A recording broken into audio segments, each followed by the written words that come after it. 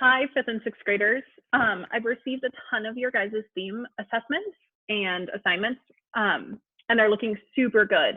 I've also had a bunch of students though reach out and say, like, are we done? So what I decided to do is to upload some additional work you can do. So these are just going to be some supplementary assignments.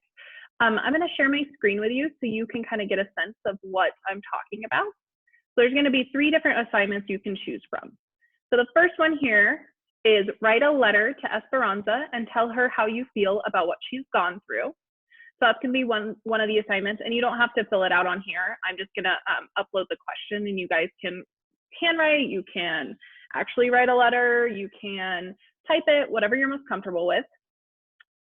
This one, which I think is really challenging, but could be really meaningful to those students who want to look into this. So the chapter titles in Esperanza Rising are the names of fruits and vegetables. Each fruit or vegetable appears in the chapter and symbolizes something important. Write about each fruit or vegetable in the chart below. And so it has all of the chapter lists written here, and how does the food appear in the story, and what does the fruit symbolize? So that's really going to be the hard question. You know, a lot of the times it might be straightforward, like uvas or grapes appear in the story the very first chapter because they own a vineyard, and that's kind of what they talk about. But some of them might be a little bit less obvious, and especially this, what does the fruit symbolize, is going to be a lot less obvious. You guys are going to have to use your kind of inferencing brains. And so now the final thing I'm going to post is that the first and last chapters are named with the same fruit, grapes or uvas. Why do you think the author chose to name these chapters the same title? And so this is a similar thing. I'm going to take this question and put it just into an assignment page. And actually for this one, I might have a discussion. That might be kind of cool to have you guys answer in a discussion this question.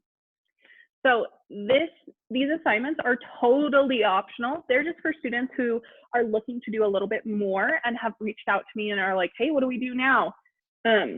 You do not have to do all 3. You do not have to do any of them. If you want to complete one just for extra supplemental extension kind of thing, totally go for it. Do 1. If you want to do 2, do 2. If you want to do 3, do 3. I love hearing what you guys have thought of Esperanza. And I think your classmates really like hearing it. Those discussions have been really cool.